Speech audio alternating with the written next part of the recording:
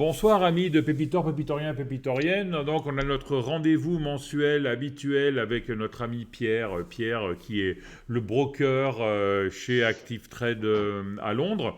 Donc on va parler un peu du marché, de la Fed, de son pari sur les marchés qui montent, et puis d'autres choses qui arriveront au courant de la discussion. Je vous laisse passer le générique et on se retrouve tout de suite.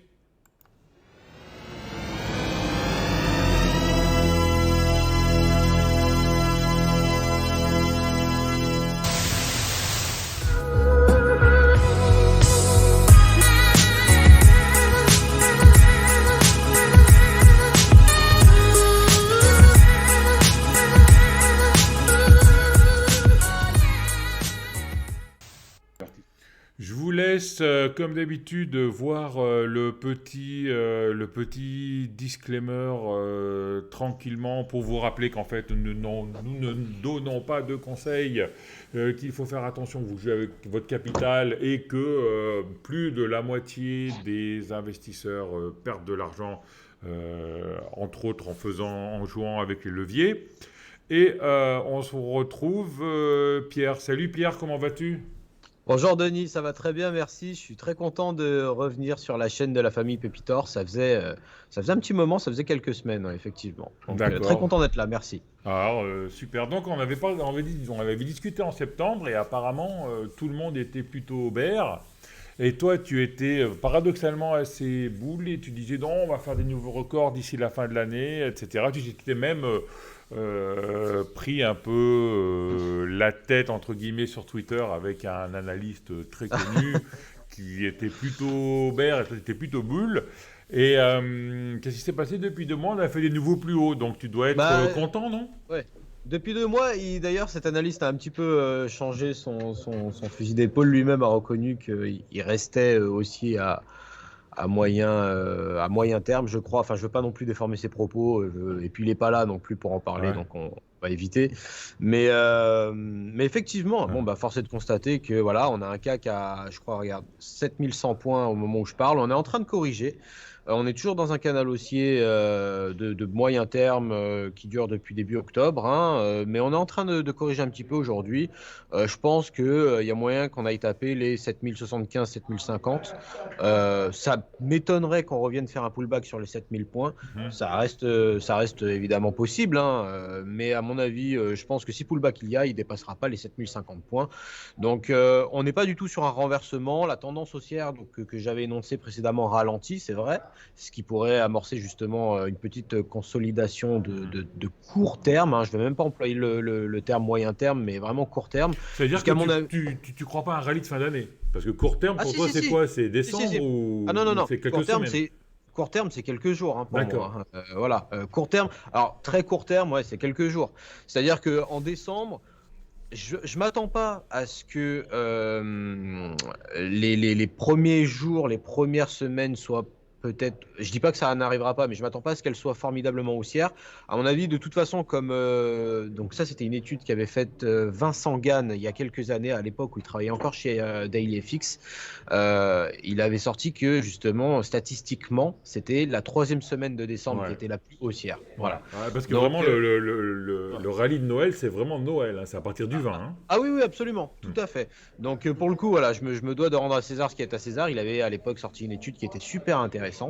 Et c'est pour ça que je m'attends pas à ce que les premiers jours du mois de décembre soient haussiers. Moi, de toute façon, pardon, vous avez compris, mon point de vue, c'est la hausse. On reviendra un petit peu plus tard dans cette vidéo sur les raisons. Enfin, ceux qui me savent depuis un moment savent pourquoi je suis acheteur. Mais, euh, mais bon, après, là, force est de constater que techniquement parlant, hein, puisque je suis aussi analyste technique, c'est justement de savoir reconnaître un renversement, enfin, pardon, pas un renversement, mais un ralentissement quand il y Mhm. en a un. Et là, aujourd'hui, c'est ce qu'on voit sur le CAC. On s'aperçoit que les deux derniers sommets, si on regarde sur des graphiques en 4 heures, par Tu veux exemple, partager l'écran ou... bah oui, ouais, tant qu'à faire, je vais Hein? partager l'écran, hein, ce sera peut-être plus parlant. J'avais pas D'accord. prévu de le faire, mais vu qu'on est en train d'en parler, alors, tu me dis quand tu l'as. J'ai lancé le partage. C'est bon, j'ai... Ok, super. Donc là, vous voyez normalement ce fameux canal haussier dont je parlais tout à l'heure. On est On est à peu près au milieu, j'allais dire, de ce canal haussier à l'heure actuelle. Les chandelles rouges d'aujourd'hui nous sont en train de nous envoyer un peu sur tester le dernier sommet, le niveau du dernier sommet à 7075 points, d'où la zone de support que je donnais, 7050, 7075. Je pense que cette zone correspond à la fois au dernier plus haut qu'on avait là et devrait correspondre aussi au bas du canal haussier qu'on a là. Donc à mon avis, il devrait y avoir une réaction acheteuse sur ces niveaux-là. Mais dans le pire des cas, on pourrait quand même toujours retourner sur les 7000. C'est pas le scénario que j'envisage le plus. Mais regardez un petit peu le comportement du RSI qui, lui, a déjà cassé sa ligne de tendance baissière. Donc honnêtement, c'est possible que la correction soit un petit peu plus ample que la zone des 7075-7050. Je pense quand même que peu importe où ça ira, ça restera un bottom qu'il faudra acheter parce que voilà, les conditions sont quand même toujours très accommodantes pour les marchés actions globalement internationaux. Ça a été très aussi en Chine cette nuit, au Japon aussi avec les nouveaux packs de stimulus. Aux États-Unis, ça reste super haussier. Bon, bien évidemment, c'est les techs qui mènent la danse. Mais en Europe, je pense qu'on a encore de beaux jours devant nous puisque on n'est même pas dans la même situation qu'aux États-Unis. Où aux États-Unis, ils ont une inflation à 6,2% et la Fed a vraiment, pardonnez-moi l'expression, mais le cul entre deux chaises, c'est-à-dire que elle doit agir pour justement tacler la hausse de l'inflation, je veux dire, une montée des prix, la pression de la montée des prix, 6,2%, c'est tout simplement énorme. Donc la Fed doit faire quelque chose, mais d'un autre côté, comme je l'ai dit lors des précédentes vidéos, l'économie américaine est en chute libre.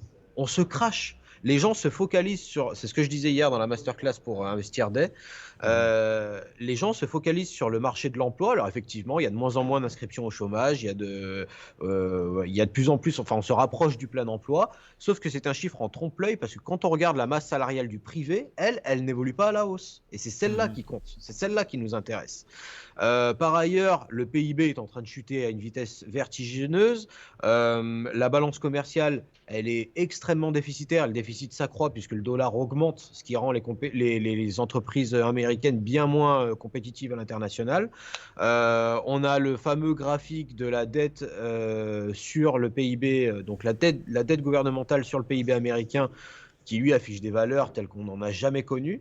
Donc la Fed, si la Fed fait un revirement monétaire, enfin de politique, j'allais dire, bien moins accommodante, c'est-à-dire un resserrement finalement monétaire, que ce soit avec une hausse des taux ou avec ce fameux programme de réduction de programme de rachat d'actifs, eh ben, je veux dire, là, tout va décrocher puisqu'on a tous les voyants sont au rouge, tous les signaux économiques sont au rouge. Si en plus la Fed arrête de soutenir les marchés, c'est fini. Enfin, je veux dire. Donc, ce qui veut dire, en fait, on revient au truc, comme on disait, bad news is good news, quoi. C'est-à-dire que. Absolument. Absolument. Parce que normalement, la Fed n'avait pas annoncé la réduction du QE pour novembre, parce que si c'est pour novembre, il reste 10 jours. Hein. Ah ouais. Absolument. Et là encore, c'était assez osé de le faire à l'époque, mais je le confirme encore aujourd'hui. Je dis pas que, enfin si, je le dis en fait. Le tapering, pour moi, je vois pas comment il peut avoir lieu en fait. C'est pas possible. Soit ils vont à mon sens, soit ils vont le faire beaucoup plus tard. Peut-être l'année prochaine, donc ils vont nous sortir un blabla, oui, les conditions sont pas réunies, tout ça, parce qu'on a de plus en plus d'investisseurs. On avait des investisseurs qui avaient peur de la montée de l'inflation. Là, on a de plus en plus d'investisseurs qui commencent à se dire, oula, la montée de l'inflation, forcément, ça a forcé la Fed à adopter une approche bien moins accommodante, mais qui font un peu le même raisonnement que je fais. Si l'économie n'est plus soutenue, qu'est-ce qui va se passer? Donc, soit, à mon avis, la Fed va annuler son tapering de novembre, purement et simplement, et elle va dire on va le faire l'année prochaine sans donner de date ou de montant. Soit elle va nous sortir un blabla, elle va nous sortir un truc de son chapeau.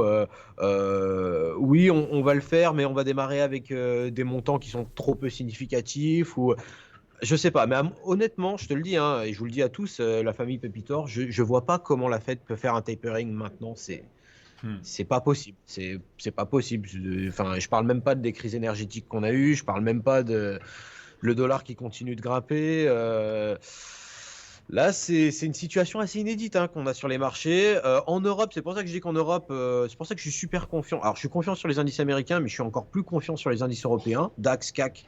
même Ibex, FTSE MIB, ce que vous voulez, parce que en Europe, on n'a toujours rien, quoi. Mhm. Je veux dire, on a aucune annonce, on a une inflation, certes, à plus de 2%, on est à 4, je crois, 4 points quelque chose. Donc c'est très haut, mais c'est pas aussi dramatique qu'aux États-Unis. C'est vrai que, enfin, certains pourraient objecter le fait que la marge de manœuvre de la BCE est bien plus réduite que celle de la Fed, dans le sens où on est déjà dans un environnement de taux négatif. Donc on ne peut pas baisser les taux encore plus, enfin, ça serait difficile. Ouais. Mais la BCE n'a absolument rien annoncé en ce qui concerne le tapering. Je crois même la dernière fois que... Alors, c'est vrai que Christine Lagarde parle un petit peu tous les jours en ce moment, c'est un petit peu compliqué de suivre, mais il me semblait même que avait été évoquée une accélération du rachat d'actifs. Donc, on D'accord. n'y est pas encore. En Europe, je pense sincèrement qu'on a de beaux jours devant nous. Alors maintenant, il faut quand même apporter un peu de nuance à ce discours fondamentalement haussier. C'est pas parce qu'on est haussier qu'il pourra pas y avoir quelques petites turbulences en chemin. Et le Covid, il est derrière nous ou alors est-ce que ça peut encore influencer les marchés si ça repart? Non, le Covid n'est pas derrière nous et oui, ça pourra influencer les marchés. Alors, je vais étayer un peu le propos. Je t'avoue que pour le coup, j'avais fait un peu un mauvais calcul Mhm. sur le Covid. Je pensais sincèrement, dans la première partie de 2021, là, quand on était au mois d'avril-mai, et que en Angleterre, on avait une politique super, enfin qui s'était super bien passée au niveau des vaccins, où tout le monde Ouais. avait à peu près joué le jeu. Je m'étais dit, bah, les économies commençaient à se rouvrir un petit peu. Je m'étais dit, bon, bah ça y est. C'est bon quoi, s'il faut à la fin de l'année on n'entend plus parler et puis Ouais. terminé. Et là force est de constater que non quoi, il y a des cas, enfin on a une montée des cas dans pas mal de pays occidentaux. Surtout les pays Euh, où l'hiver est arrivé rapidement. Nous, ouais, on a de la chance, notamment en Espagne et en France, on a de la chance que l'hiver a commencé il y a une semaine, mais on va voir ça dans un mois, ce que ça va donner. Mais c'est compliqué. est-ce que ça va être pricé par le... Parce que c'est toujours pareil, le marché price une surprise. Alors que là, on sait tous que les taux vont augmenter et, bon, et on sent tous le confinement qui arrive à grands pas. Est-ce que le fait que le marché s'attende à ça, est-ce qu'on peut avoir une mauvaise surprise ou pas de surprise du tout parce qu'on dit bah, de toute façon on va le faire donc c'était dans les chiffres. Mais est-ce que la question c'est est-ce qu'il va y avoir un drop comme on a eu en 2020 par exemple ou Non, en tout cas personne ne s'attendait ça en 2020, tandis que ah là tout non le ça monde s'y attend quoi. là C'est un peu le doute que j'ai moi. ouais mais le problème Denis c'est que c'est très pertinent ce que tu viens de dire mais moi voilà comment je vois les choses. Même si demain en plus, c'est marrant qu'on parle de ça parce que l'Autriche est en train de confiner, est en train d'obliger les gens à se vacciner. Les Pays-Bas Voilà. aussi. Et on parle de l'Autriche, hein, ça reste, enfin, c'est des pays européens, c'est voilà, on n'est pas je ne sais où. Donc effectivement, tu as raison, on n'est pas à l'abri de nouveaux confinements ou de nouvelles mesures parce que là, je pense pour la plupart des gens sont vaccinés dans les pays développés, donc la plupart des gens s'imaginaient qu'on allait tranquillement laisser ça Ouais. derrière nous, que ça allait prendre le temps que ça prendrait, mais que voilà, peu à peu, avec les immunités de, comment ils appellent ça, de groupe ou ouais, l'immunité de groupe, je crois. En Euh, Espagne c'est de troupeau, alors je sais pas comment on dit en oui, France, nous aussi, c'est de... herd immunity Ouais. en Angleterre, donc enfin l'immunité, bon bref. De groupe, ouais, ça doit être ça. Ouais, on va dire Mm. ça, l'immunité de groupe. Donc, je pense que les gens s'imaginaient que, un petit peu comme moi, hein, au milieu d'année, que ça allait Ah ouais, tranquillement passer derrière. on te vend depuis le début qu'à 70% de Voilà. gens vaccinés, c'est tout bon. Là, on a Là, à 80, le Pays-Bas à 85, je crois, et on voit que, ben, niet, quoi. attends, mais même nous, Denis, en Angleterre, il y a 85% des gens qui sont vaccinés 2 doses. Et on a toujours 35 000, 40 000 nouveaux cas par jour, quoi. Donc le virus circule. Le virus circule. Alors certes, les vaccins fonctionnent puisque il y a bien Ouais. moins de morts et de personnes dans les hôpitaux en soins intensifs, etc. Donc en fait, si tu veux, les personnes développent des formes bien moins graves de maladies.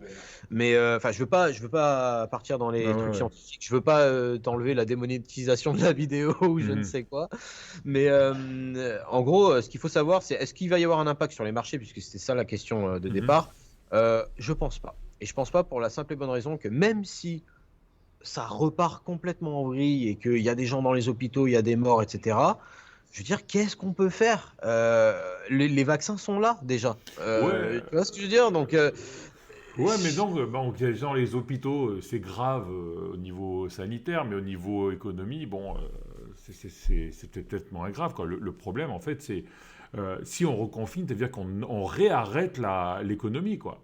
Ouais, mais je pense pas que les États, moi c'est là où je pense pas que les États, même si on a affaire à une nouvelle forme grave ou peu importe, les États ne Ah, reconfineront pas. Alors je te dis ça, l'Autriche est en train de va reconfiner lundi, hein. Au début, ils avaient annoncé on reconfine que les personnes non vaccinées, et là maintenant, devant l'explosion des cas, ils reconfinent tout le monde. Mais honnêtement, enfin, je sais bon, pas. il y a ça, et en plus, il y a le problème aussi de l'obligation vaccinale, quoi. Parce que si Ah ouais, l'obligation alors ça c'est vaccinale, encore autre chose. là, il va y avoir du monde dans la rue, là, quand même. Je pense pas. Je pense pas, Denis. Parce que vu que 80% des gens sont vaccinés, eh ben, ils vont être en faveur pour que les 20% restants se vaccinent, tu vois. Alors, tu as déjà les Donc, 20% qui sont pas d'accord, qui sont pas vaccinés, donc déjà, c'est 20%. Déjà, si tu as 20% de personnes qui sont dans la rue, c'est énorme. Et après, dans les 80% qui sont vaccinés, il y en a quand même une certaine partie qui n'est pas d'accord pour une obligation vaccinale. Donc, tu auras peut-être, je sais pas, hein, peut-être 30 ou 35% d'une population qui sera contre ça. Putain, si tu as 30 ou 35% de personnes dans la rue, ça fait du monde, hein. Et on n'est pas en train de parler de 2 millions de personnes, on est en train de parler pour la France qui a 60 000, 30% c'est 20 millions. Donc même si on est à 10 millions de personnes, c'est chaud, hein. ouais, Ah, là, ça peut mais partir là, oui, ça peut partir en vrille, à mon avis, hein. je On sais. verra, on verra de toute façon, hein. Est-ce que Macron va faire ça à la veille d'une présidentielle? Il y a ça aussi, hein. Bah, tu gagnes des votes, hein. Ouais. Honnêtement, je sais pas. Et puis en plus, Emmanuel Macron, bon, il s'est tapé les gilets jaunes. Je pense pas que ça lui fasse peur d'avoir des gens dans la rue, hein. Ouais, Bon, mais on verra, on n'y est pas entre les encore. Gilets jaunes, qui est un mouvement de société, enfin je sais pas comment on dit ça, Ouais, mais oui. quelque chose, lutter contre une obligation sanitaire qui est vraiment liberticide.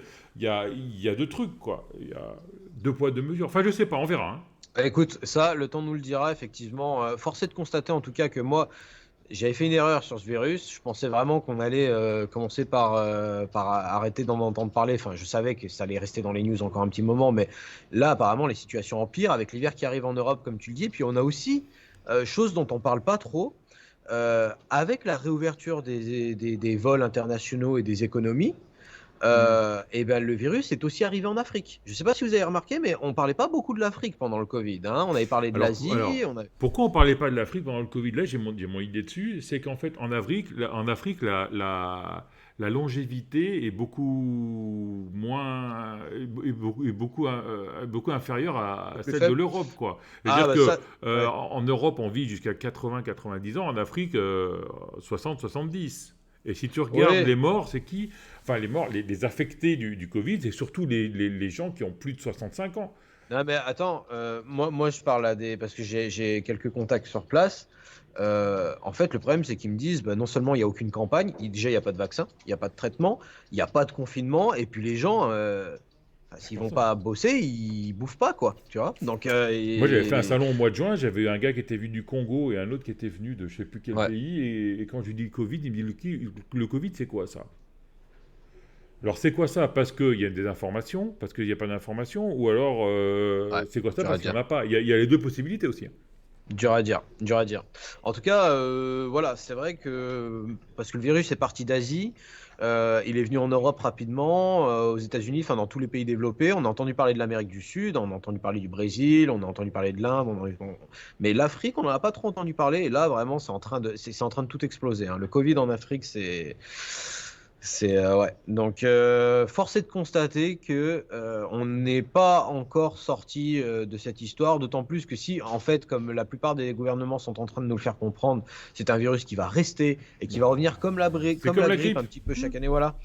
Bon, bah voilà, on apprend à vivre avec, et puis c'est comme ça, si tu veux. Mais à venir, oui, je pense qu'on va traverser des temps intéressants, Denis, puisque avec les obligations vaccinales, les confinements, c'est vrai En que, bah, matière de d'ailleurs, virologie, normalement, le seul truc qui est positif, c'est que normalement, hein, un virus, plus il mute, plus il est contagieux et moins il est virulent.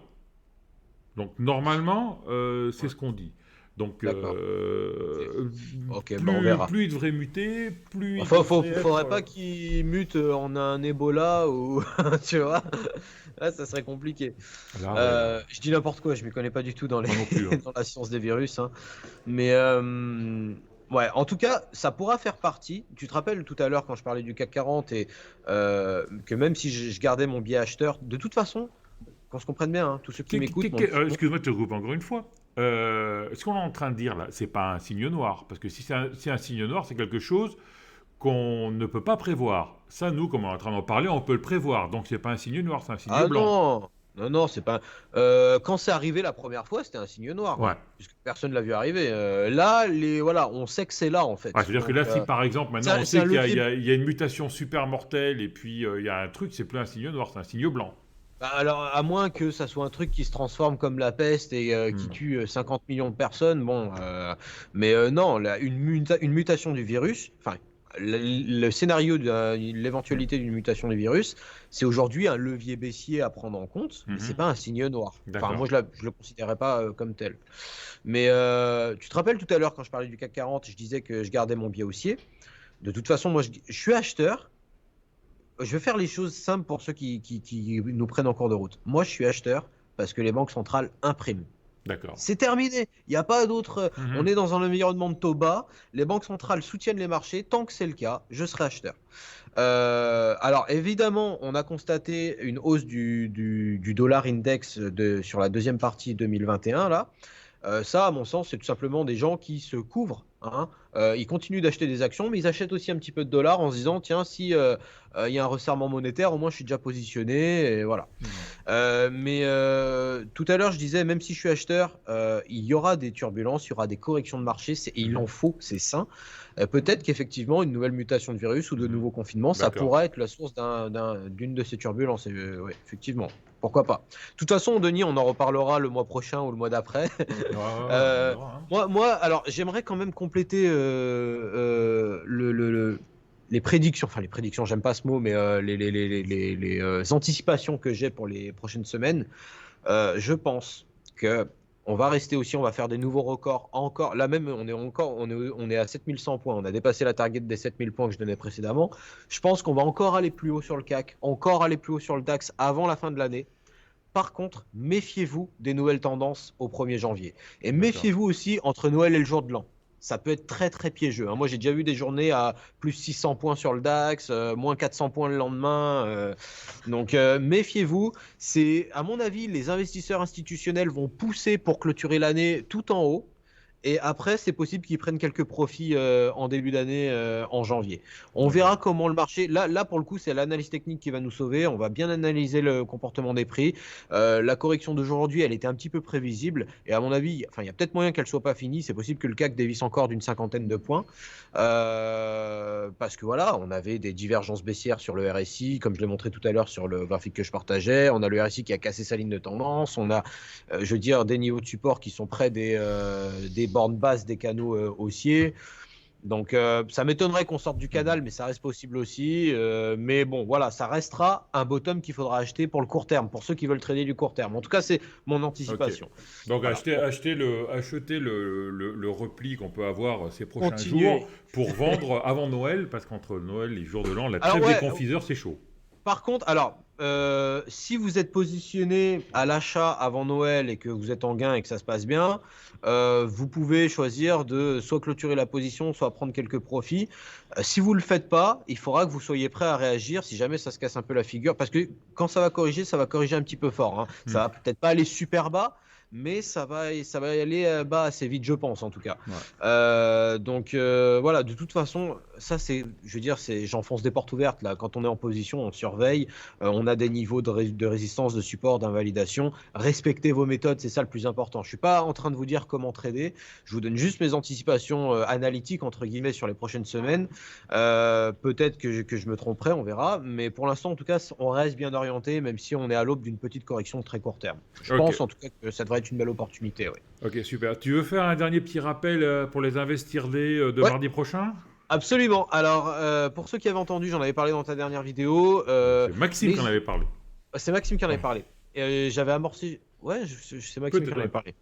Alors, les Échos et le Parisien ont organisé un salon. C'est pas un salon du trading, c'est un salon de l'investissement, c'est un salon de la finance. Il y a tout. Il y a des brokers, il y a des banquiers, il y a de l'investissement immobilier, il y a des grands patrons du CAC 40. Nous-mêmes, Active Trades, comme je te le disais en off, on est entre LVMH et Engie.